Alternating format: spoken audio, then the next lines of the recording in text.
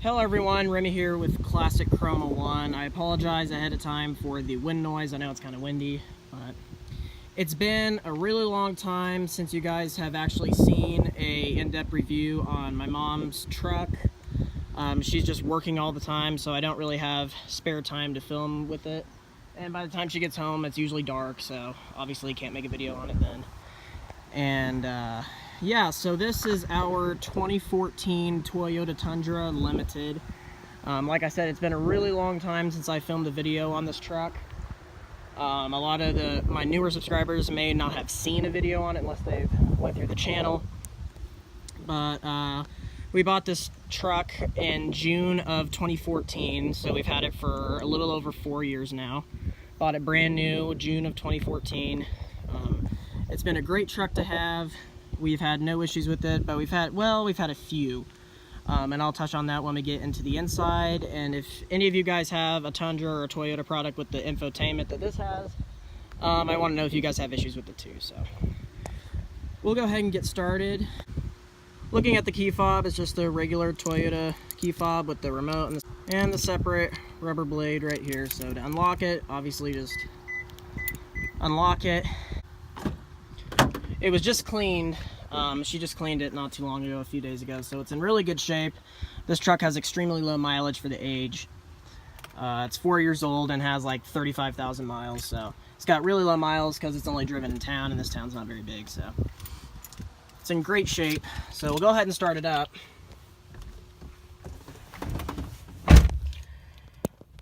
Looking at the mileage, like I said, it's got 35,042 miles. Our 2016 Yukon Denali actually has more miles in this truck now. So to start it, just put the key in the ignition and turn on, obviously.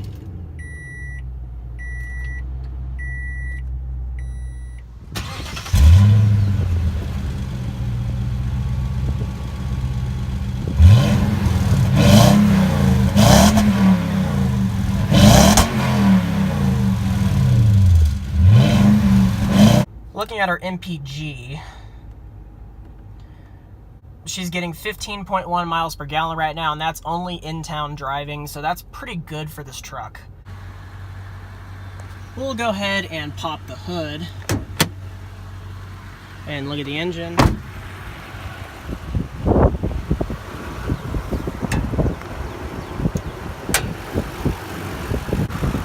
Looking at our engine, this is our 5.7 liter V8, which produces 381 horsepower and 401 pound-feet of torque.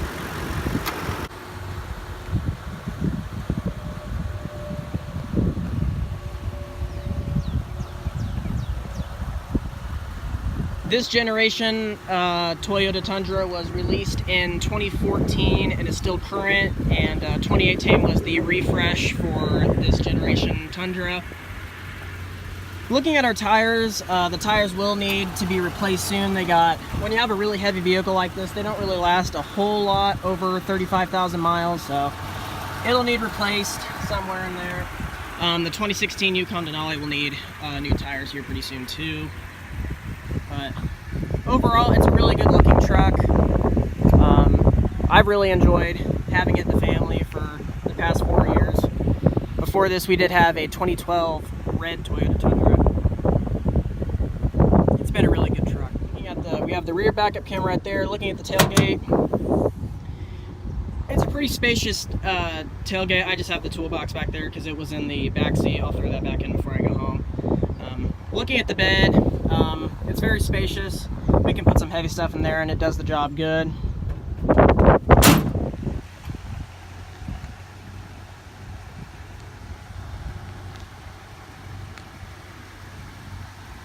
I will probably insert some test drive clips in this video because I've never done a test drive video on this truck before. But overall, this has been a really good truck. The engine, it's been around forever, 5.7 liter V8. I hope they don't change that in their next model. I know it doesn't get the greatest gas mileage as its competitors, but I'm hoping Toyota doesn't change the engine on their next generation Tundra because I think it's fine and it sounds good. I think it's a pretty good engine overall. But one problem that I've seen on a lot of Tundras is the driver windows are really slow. On our 2012 Tundra we had, it did the same thing. The driver's window is really slow, and most of the windows are. The back ones are okay, but the front ones are always ridiculously slow. But we have our adjustable driver's seat right here. Nice leather. They're pretty comfortable in the front. The back seats could be a little bit more comfortable, but it's a truck, so whatever. Looking at our door panel, we have nice stitched leather material right here. Hard touch material right here. Padded armrests, some aluminum right here, but I think it's plastic. And the rest are harder touch materials and kind of scratchy. She leaves her clipboard here for work and it's kind of scratched up, but that's okay. I think the interior was the first thing that caught my eye when this generation Tundra came out. I think it's absolutely beautiful. It's really not blinking right here. That's just the camera making it look like it is. So it's not flickering or anything like that. That's just the camera. Like I mentioned before, we have had a lot of problems with this thing right here.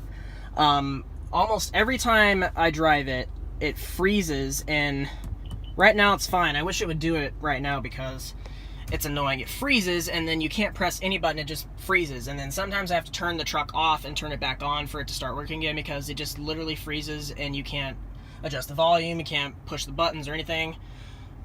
We need to take it in and get it looked at. It's done this a lot, but if you guys have if any of you watching have like a Toyota 4Runner or another Tundra or anything with this kind of infotainment system, if you guys have any issues with it, please drop them below in the comment section, because I want to know if we're the only ones that has problems with it, because it does it all the time. It literally just freezes and you can't do anything with it. It won't let you touch it or adjust anything. But anyways, we have our gauge cluster here. The gauges are really attractive, I think. Steering wheel, it's the same one that's in the 4Runner. Harder touch materials up here, but nicely grained. But other than the problem that we have with this infotainment system, it does the job when it doesn't freeze. We have our 6-speed automatic here. When you put in reverse, it does display a rear backup camera with guidance lines. Thank God it has a backup camera, because this thing can be a pain in the ass to park and whatnot. And we do have sport mode, and this is the 6-speed automatic transmission. It has the sport mode right here. So, and we have our pretty big center console here, and it's padded as well. And our glove box over there, and some plastic wood right there. And like I said, the seats up here are pretty comfortable, but the back seats are not. But we'll go ahead and move on to the back seat. Coming into the back seat, the legroom's not the best because this is just the double cab and not the Crew Max. If you had the Crew Max, it'd be probably an extra foot of space and a bigger cab, and it would take up some bed space. So I'm sure you guys all know how that works. The materials do carry through over here, but one thing I do not like is there's no door storage on the door panel here. I don't know if the Crew Max has it or not. It might not. But looking at the rear seat, like I said, there's not very much room. That seat slid almost all the way back, and me being only 5'5", my knee room isn't even the greatest. But we'll go ahead and hop in. This one's set for the driver's seat is set for my 5'5" driving position, so I'm not very tall, and I got plenty of room, but that's because I'm not very tall. But this one slid all the way back, and like I said, the seats are not the most comfortable thing in the world, and it slid almost all the way back, and I don't have very much knee room. Foot room's okay, but... And we have our cup holders here, and there's only storage, there's only a thing right here, back here, and not over there. And like I said, no door storage whatsoever, which kind of sucks, to be honest, but it's all right. And I got my tripod there, so...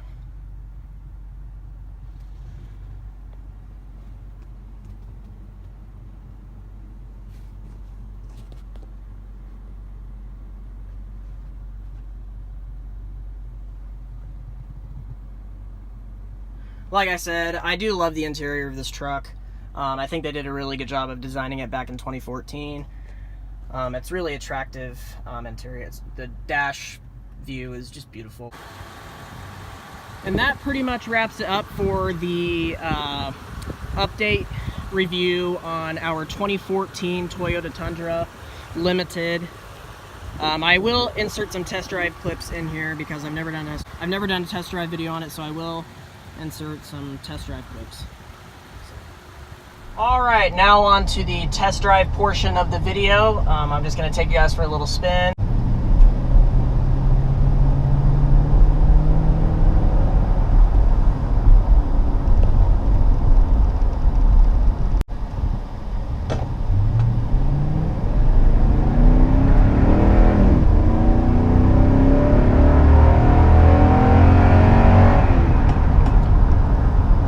like I said, this engine does move this truck pretty quick. It's a very quick engine. I can't remember exactly what the 0 to 60 time is, but it's pretty quick. It rides nice for a truck. It drives really nice. The engine is an overall pretty good engine, in my opinion. Don't really know what else to say, but what I wish it had is cooling seats, but it's a truck. I don't expect it to have that, you know.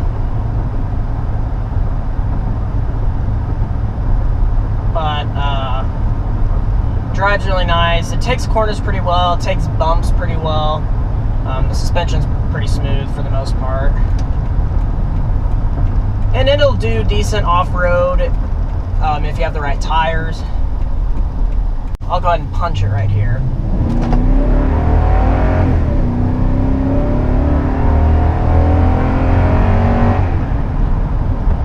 That was a run from about 15 to 60 going up a hill, so it moves fast, but it is a thirsty truck. The MPG isn't the greatest. I don't know why she's getting 15.1 MPG, because that's above average. It's probably not that now, because I just did that. Yeah, now it's 14.4, which is more reasonable. Usually she gets about 13 to 14 in town, but it does ride very nice. And with tires that are pretty much worn out, it still rides great. The wheels do spin when you punch it. They spin a lot, actually. I'll have to look up the 0 to 60 time because I can't remember what it was. I've done one before, but I don't think it's very accurate because the tires are just shot. I mean, it needs new tires, so all it does is spin. It'll spin through second gear, probably. But I can't believe I've never done a test drive video on this truck. I mean, this is just clips of one, but in time I'll make a separate video, just a test drive video, and go on a longer drive than what we're doing now. So, and once again, I apologize for the lack of content. I'm going to work on it. If you haven't seen my previous video, please do. It was an update on my car, the 2009 Lexus ES350. I did an update and review, and I've done countless amount of videos on that car. So, and I'll put some previous videos on this truck in the description below. So click on those and you'll see some of my previous videos on this truck.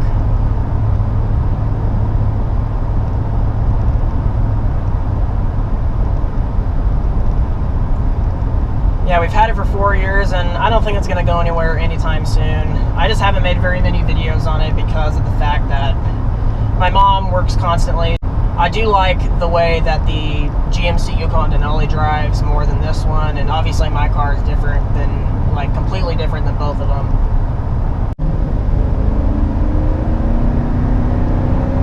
Wind noise is good for the most part. I think they could have done better with the wind noise, but I am driving against the wind right now, and it is pretty windy today.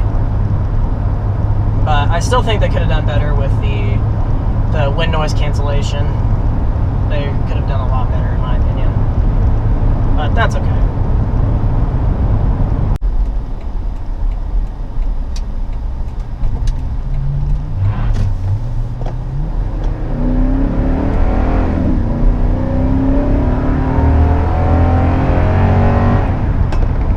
That was an acceleration up to about 65.